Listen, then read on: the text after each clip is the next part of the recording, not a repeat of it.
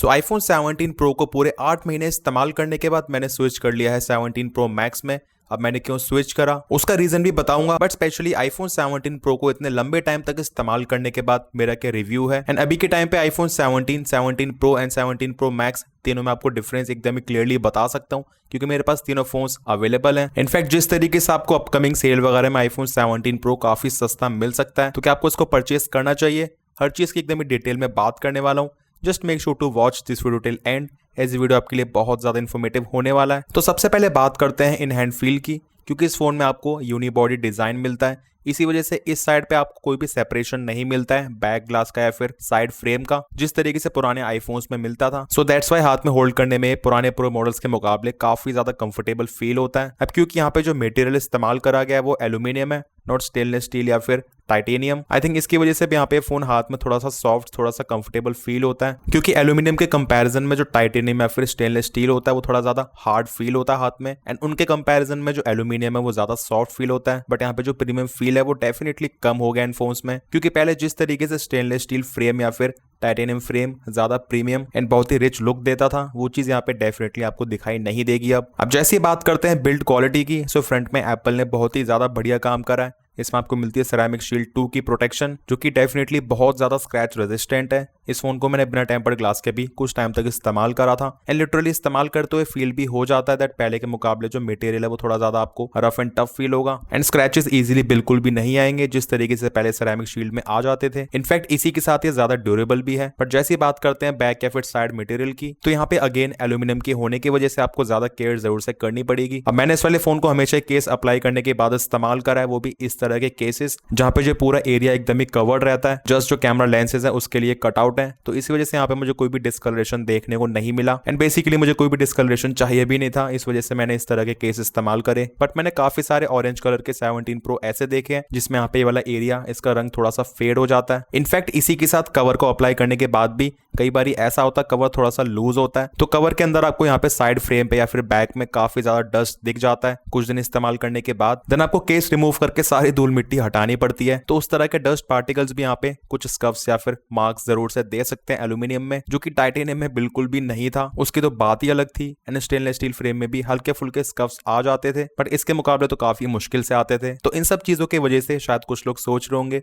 That silver colour को purchase कर लेते हैं। वेल इसका भी जवाब आपको दे देता हूं। तो जो डिस्कलरेशन वाली चीज आपको हर यूनिट में देखने को नहीं मिलेगी, कुछ यूनिट्स में वो वाली चीज देखने को मिली है। एंड सेकंड चीज, जो भी मार्क्स या फिर स्क्रैचेस आपको इस पेन ब्लू कलर पे देखने को मिलेंगे, शायद इससे ज्यादा सिल्वर पे देखने को मिलेंगे। मैं इस चीज से बहुत ज्यादा शॉक्ड हूं। मैंने अभी कुछ टाइम पहले ये 17 प्रो मैक्स को परचेस करा, एंड मैंने जस्ट यहाँ पे एकदम ही सस्ता वाला ट्रांसपेरेंट केस अप्लाई कर लिया कुछ टाइम के लिए, तो इसकी फिटिंग बहुत ज्यादा अच्छी तो है नहीं, ये थोड़ा बहुत लूज है। फोन के अंदर यहाँ पे डस्ट पार्टिकल एंटर हो गया, एंड आप मानोगे नहीं, केवल 1 से लेके 2 दिन के अंदर यहाँ पे फोन में हल्के हल्के डॉट्स आ गए। एंड अब मैं सोच रहा हूँ इस फोन पे बैक में साइड पे जो मेम्ब्रेन आती है उसको अप्लाई कर लेता हूँ। बल्कि ये वाली चीज मुझे 17 प्रो में इतने महीनों में कभी भी नोटिस नहीं हुई है। आई थिंक इस चीज का काफी बड़ा रीजन है, क्योंकि जो सिल्वर कलर है उसमें कोई भी पेंट वगैरह नहीं होता ऊपर से, एंड वो काइंड ऑफ एकदम ही प्योर फॉर्म ऑफ एल्यूमिनियम है। सो दैट्स वाई वहां पे आपको डस्ट पार्टिकल वगैरह से प्रोटेक्ट करने के लिए कोई भी एक्स्ट्रा लेयर नहीं मिलती है, एंड जो स्कफ्स है वो डायरेक्टली फ्रेम पे इजीली आ जाते हैं। एज मैंने वाली चीज पुराने आईफोन्स में भी नोटिस करी है। सो इसी वजह से आई थिंक यहाँ पे जो ऑरेंज या फिर ब्लू कलर है, इसमें जो एल्यूमिनियम फ्रेम के ऊपर पेंट की लेयर है वो कहीं ना कहीं ये छोटे मोटे स्कफ्स या फिर मार्क्स को प्रोटेक्ट कर लेती है। एंड गाइस ये काफी ज्यादा छोटी छोटी ऑब्जर्वेशन है जो कि आपको मैं इस्तेमाल करने के बाद बता रहा हूँ। तो मेरे हिसाब से अगर आपको ऑरेंज या फिर ब्लू कलर परचेस करना है, डेफिनेटली कर लेना, कोई भी दिक्कत नहीं है। बाकी जो फोन का साइज है वो ऑब्वियसली काफी ज्यादा बढ़िया है, बहुत इजी टू यूज है, एंड जिसके हाथ का साइज ठीक ठाक है वहां पे जो बटन्स की रीच है वो बहुत इजी रहती है।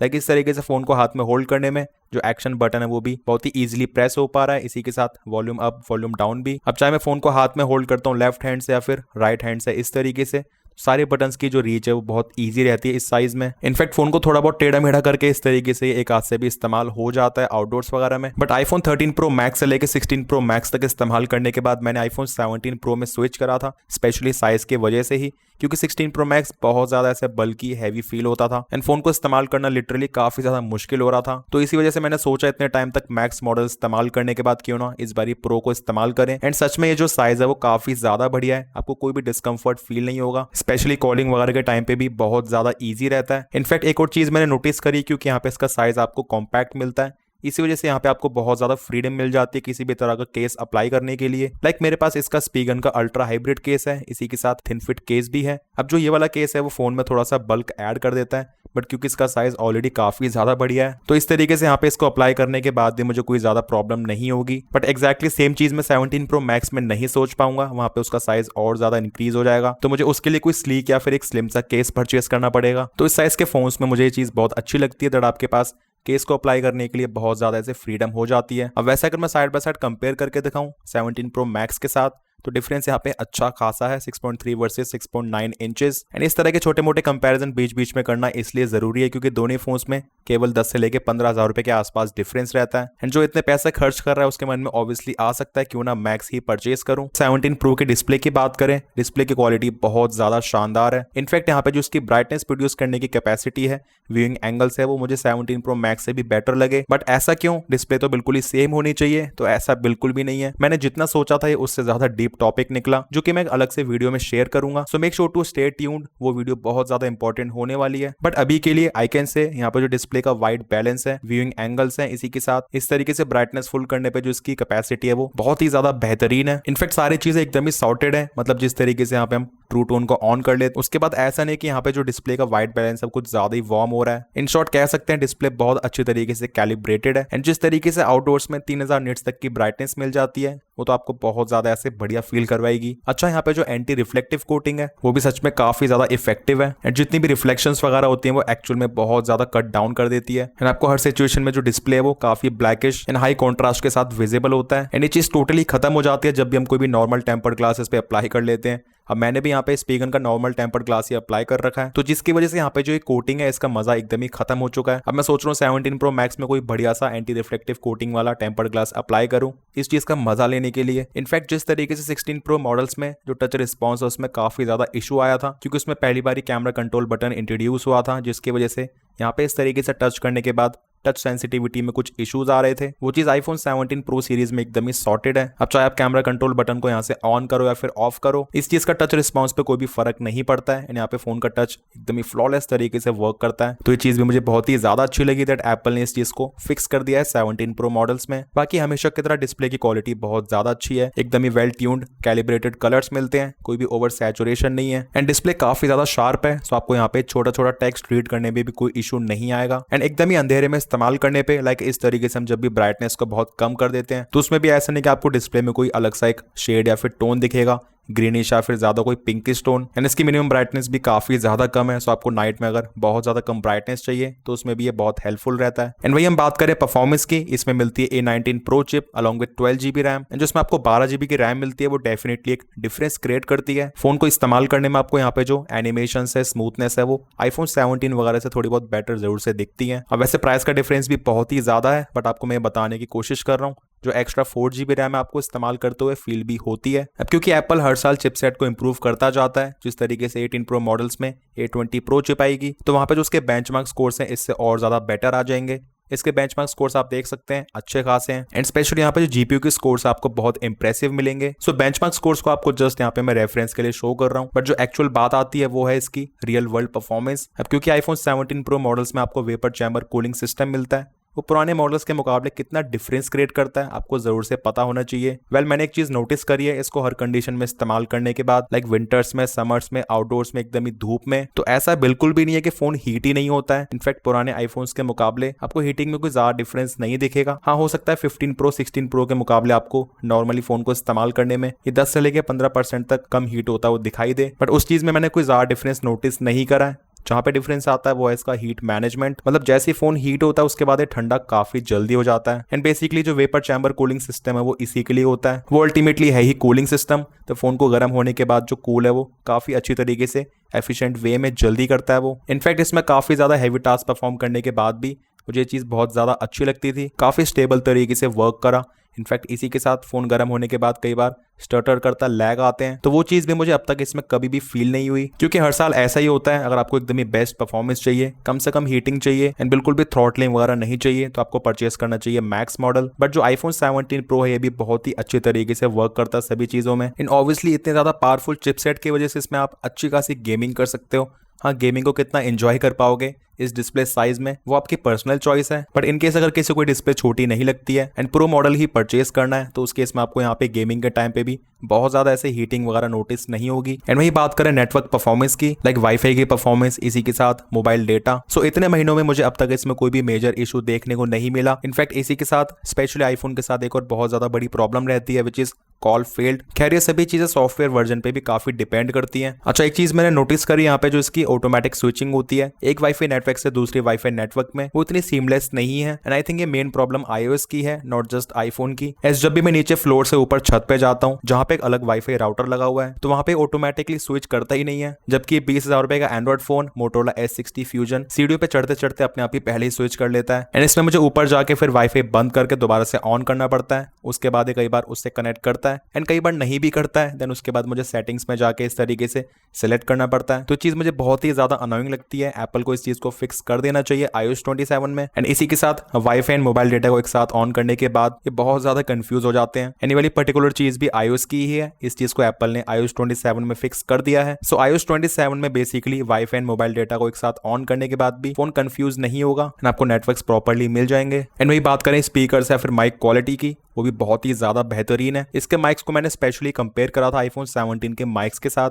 इसके माइक्स काफी ज्यादा बेटर हैं क्योंकि ये प्रो मॉडल है एंड आपको स्पेशली ये वाली चीज हर जगह पे दिख जाएगी, लाइक वीडियो रिकॉर्डिंग में, इनफैक्ट कॉल में भी। एक जगह आईफोन 17 से बात करो, एक जगह 17 प्रो से। लाइक मैंने तो कंपैरिजन कर ही रखा है, इसी वजह से आपको बता रहा हूँ। तो जिससे आप बात कर रहे हो आपको डेफिनेटली कहेगा 17 प्रो से बात करने में आपकी आवाज ज्यादा बेटर आ रही है। एंड सेम चीज आपको दिख जाएगी वीडियो रिकॉर्डिंग में भी। यहाँ पे जो ऑडियो की क्वालिटी आपको बहुत ज्यादा अच्छी मिलेगी। इनफैक्ट इस साइज के फोन के हिसाब से यहाँ पर जो इसके स्पीकर्स हैं बहुत ज्यादा सॉलिड है। अच्छा एक चीज में एप्पल ने छोटा सा चेंज यहाँ पे कर दिया है, लाइक जो पहले स्पीकर वो यहाँ पे राइट में आते थे एंड माइक लेफ्ट में, बट 17 प्रो मॉडल्स में आपको स्पीकर ग्रिल यहाँ लेफ्ट में मिलेगा एंड माइक यहाँ राइट में। सो अल्टीमेटली आपको यहाँ पे जो स्पीकर का आउटपुट है बहुत ज्यादा अच्छा लगेगा। इनफैक्ट मैंने इसके स्पीकर्स को कंपेयर करा 15 प्रो मैक्स के स्पीकर्स के साथ, क्योंकि मैक्स मॉडल्स के हमेशा स्पीकर्स काफी बेटर रहते हैं, बट उसके बाद भी 15 प्रो मैक्स के स्पीकर्स को अच्छी खासी टक्कर दे रहा था लाउडनेस में, क्लैरिटी में। तो आप समझ सकते हो एप्पल ने इस साइज के हिसाब से भी यहाँ पे इंप्रूवमेंट डेफिनेटली करी है। अब जो इस आईफोन 17 प्रो की मेन हाईलाइट है मेरी नजरों में वो है स्पेशली इसके कैमरास। लाइक ये चीज सच में काफी ज्यादा सरप्राइजिंग लगती है। इस साइज का फोन इतना ज्यादा कॉम्पैक्ट आपके जेब में इतनी आसानी से आ जाएगा एंड इसके कैमरा की क्वालिटी इतनी ज्यादा तगड़ी है, इससे फोटोज या फिर वीडियो कैप्चर करने के बाद जब भी आप बड़ी स्क्रीन पे लाइक टीवी वगैरह में प्ले करोगे आपको बिलीव नहीं होगा ये सैंपल्स इस छोटे से फोन के हैं। लाइक खुद ही सोच के देखो कैमरा के मामले में 17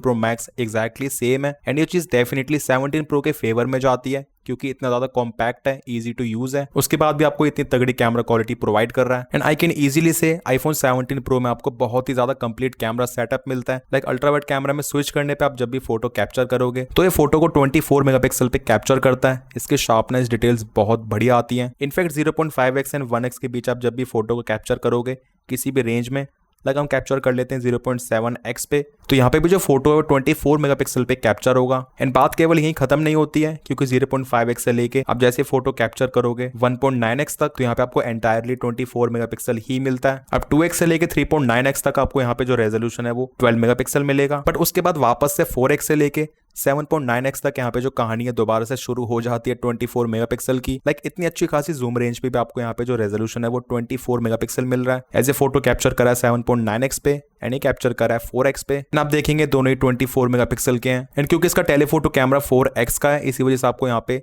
जो 8x है वो भी एक बहुत ही अच्छी क्वालिटी में मिल जाता है। इनफैक्ट पुराने आईफोन्स के मुकाबले यहाँ पे जो प्रोसेसिंग है वो भी बहुत अच्छी है। जूम रेंजेस पे यहाँ पे जो टेक्स्ट वगैरह ये बहुत ज्यादा क्लीन कर देता है एंड नॉइज भी काफी कम कैप्चर करता है। इसमें आपको maximum all the way 40x तक जूम मिलता है, वेल जो कि मेरे हिसाब से बहुत ज्यादा अल्ट्रा क्लियर तो नहीं है, पर 30 से लेके 32x तक आपको तब भी काफी सेटिस्फैक्टरी रिजल्ट्स मिलते हैं। एंड क्योंकि इसका 4x टेलीफोटो कैमरा भी 48 मेगापिक्सल का है एंड इस तरीके से 8x क्रॉप जो कि बेसिकली टेलीफोटो कैमरा का 2x क्रॉप है, जिस तरीके से मेन कैमरा का 2x क्रॉप 2 है, similarly 4x2 is equal to 8। अच्छा मेन कैमरा में यहाँ पे जो आपको डिफरेंट फोकल लेंथ मिलती है वो भी बहुत ज्यादा हेल्पफुल रहती है। ऐसा कई बार ऐसा होता है 1x पे अच्छे तरीके से फोकस नहीं कर पा रहा होता है क्योंकि इसका फोकसिंग डिस्टेंस थोड़ा सा ज्यादा है, तो इस कंडीशन में आप इस तरीके से थोड़ा बहुत जूम करके थोड़ा पीछे जाके सिंपली फोटो कैप्चर कर सकते हो। तो ये छोटी छोटी चीजें डेफिनेटली आपको एक बेटर फील करवाती हैं as compare to non pro model. आपके पास यहाँ पे ज्यादा फ्लेक्सिबिलिटी रहती है। एंड वही वीडियोस की बात करें तो यहाँ पे भी आपको बहुत ही बढ़िया जूम रेंज मिल जाती है 0.5x से लेके एंटायरली 8x तक। एंड जो वीडियो में मैक्सिमम जूम है विच इज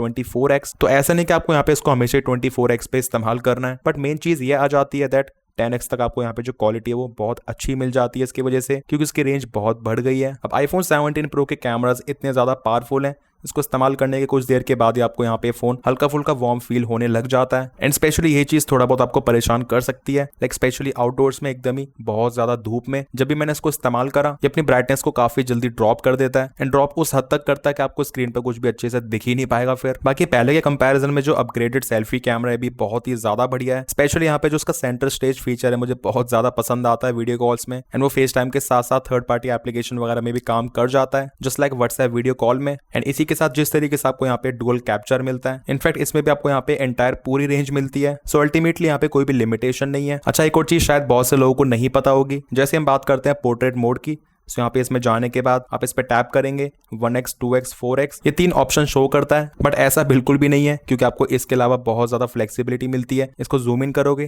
तो आप देख पाएंगे आप किसी भी रेंज पे पोर्ट्रेट फोटो कैप्चर कर सकते हो। इनफैक्ट इसी के साथ पूरा मैक्स आउट जूम करने के बाद यहाँ पे आपको 5x पे भी ऑप्शन मिल जाता है, जस्ट लाइक 16 प्रो मॉडल्स। तो ऐसा बिल्कुल भी नहीं आप इसमें 5x को मिस आउट कर रहे हो। एंड क्योंकि इसका टेलीफोटो कैमरा है ही 48 मेगापिक्सल का, तो 5x पे होने के बाद भी आपको ये रिजल्ट बहुत ज्यादा अच्छे दे देगा। आपको ज्यादा ऐसा फील नहीं होगा दैट आप 4x से 5x पे डिजिटल जूम करके आए हो। इनफैक्ट नॉर्मल यूजर्स के लिए एक और चीज काफी ज्यादा बढ़िया है, which is 4K 120 FPS। And guys सच में बहुत ज्यादा हेल्पफुल रहता है, स्पेशली आप जब भी कोई भी सैंपल शूट करना चाहते हो स्लो मोशन में, तो उसको आप सिंपली 4K 120 पे शूट कर लो, बाद में उसको स्लो डाउन कर लो 4K 60 FPS में 50% स्पीड करके, तो आपको तब भी अच्छी खासी स्मूथनेस, बढ़िया शार्पनेस मिलेगी। अब मैंने नॉर्मल यूजर्स इसलिए बोला क्योंकि जैसे बात करते हैं प्रो यूजर्स की, जो कि फोन को प्रोफेशनली इस्तेमाल करना चाहते हैं कंटेंट क्रिएशन के लिए, देन फिर आपको अल्टीमेटली इसमें बहुत सारे ऑप्शंस मिल ही जाते हैं। लाइक फोटोज के लिए प्रो रॉ जिसमें मल्टीपल ऑप्शंस हैं, एंड वीडियो कैप्चर में प्रो रेज, एंड इसकी वीडियो क्वालिटी आपको बहुत ज्यादा शानदार मिलने वाली है। लाइक इवन किसी हाई एंड कैमरा के साथ भी आप इजीली कंपेयर कर सकते हो इसकी वीडियो क्वालिटी को। अब जितना इंप्रेस मैं इसके डे टाइम सैंपल से हुआ हूँ, चाहे फोटोज या फिर वीडियोज,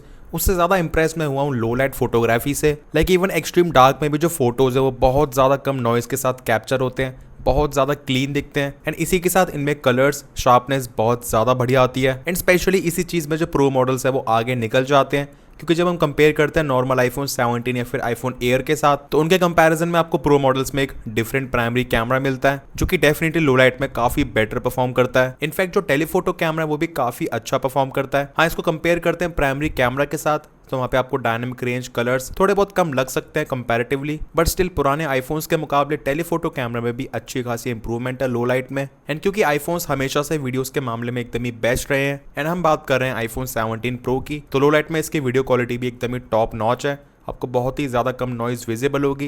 इनफैक्ट यहाँ पे जो शार्पनेस है, डिटेल्स है, एंड जो कलर्स है बहुत अच्छे से कैप्चर करता है। इन शॉर्ट अगर आसान भाषा में बताऊं तो मेरे हिसाब से photos and videos low light में इसके बहुत ज्यादा क्लीन आते हैं विद एकदम ही मिनिमम नॉइज। अब जैसे बात करते हैं बैटरी लाइफ की, इसमें मैं थोड़ा डिटेल में बात करना चाहूंगा।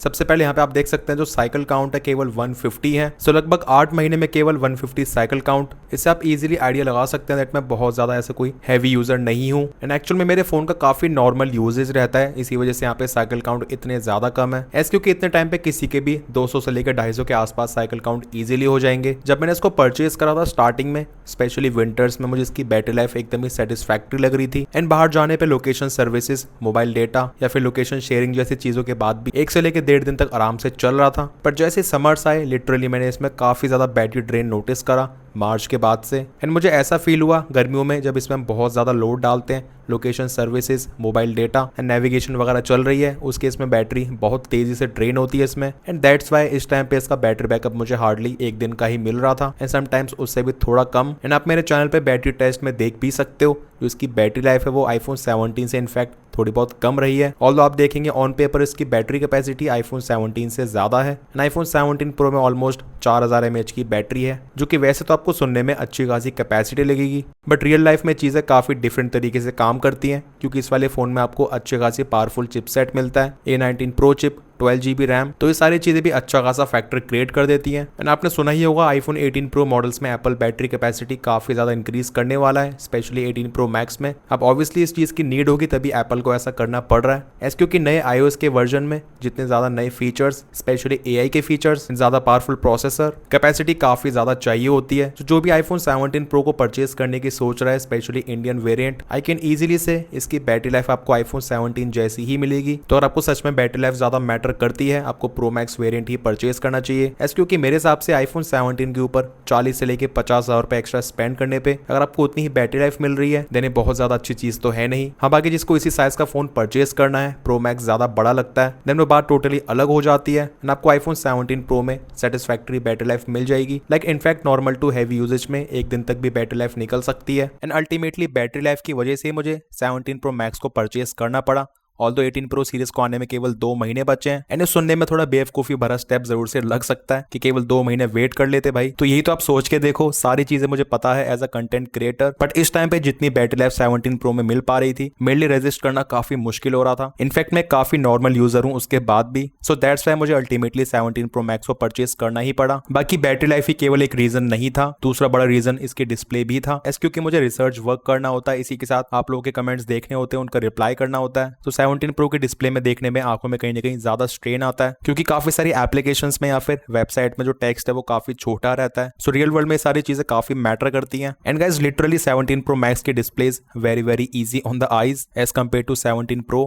बाकी 17 प्रो वर्सेस 17 प्रो मैक्स का डिटेल्ड कंपैरिजन आपको चैनल पे जल्दी देखने को मिल जाएगा। मैंने अपने पर्सनल रीजंस बताए मैंने क्यों स्विच करा, बट ऑब्वियस सी बात है जिसकी प्रायोरिटी एक स्मॉल फोन है, एक कॉम्पैक्ट फोन एंड ज्यादा कोई मल्टीमीडिया कंजप्शन नहीं करना है, इसी के साथ ज्यादा वेब ब्राउजिंग वगैरह भी नहीं करनी है, कोई ज्यादा रिसर्च वर्क नहीं है एंड आपको जस्ट एकदम ही हाई क्वालिटी के कैमरास चाहिए, उससे कोई भी कॉम्प्रोमाइज नहीं करना है। सो यहाँ पे कोई भी कॉम्प्रोमाइज होगा भी नहीं एंड इसी के साथ आपको यहाँ पे जो इसके डिस्प्ले का साइज है एकदम ही बढ़िया लग रहा है एंड आपको सच में 17 प्रो मैक्स का साइज ज्यादा बड़ा लग रहा है देन अनडाउटेडली 17 प्रो एक बहुत ज्यादा सॉलिड परचेज है। आप इसको आंख बंद करके परचेज कर सकते हो एंड जिस तरीके से 18 प्रो मॉडल्स के प्राइस इतने ज्यादा बढ़ने वाले हैं, अगर ये सेल वगैरह में 1 लाख रुपए के आसपास भी आता है तब भी ये बहुत ही ज्यादा बढ़िया डील रहेगी एंड अगर 1 लाख रुपए के अंडर आता है तो सच में भगदड़ी मच जाएगी इसको परचेज करने के लिए। ये बहुत जल्दी आउट ऑफ स्टॉक होगा। बाकी आप में से जितने भी लोग 17 प्रो को इस्तेमाल कर रहे हैं कैसा एक्सपीरियंस है कमेंट सेक्शंस में जरूर बताना, स्पेशली बैटरी लाइफ को लेकर। एंड जितने भी लोग परचेज करने का सोच रहे हैं आपको क्या लगता है इसकी प्राइसिंग कितनी आ सकती है सेल वगैरह में। बाकी ये वीडियो पसंद आया इन्फॉर्मेटिव लगा तो make sure to like this video, channel पर न्यूज से make sure to subscribe this channel along with bell icon. कोई भी डाउट्स या फिर क्वेरीज हैं you can ask in the comment sections. मिलते हैं मेरे नेक्स्ट इन्फॉर्मेटिव वीडियोस में, टिल देन टेक केयर।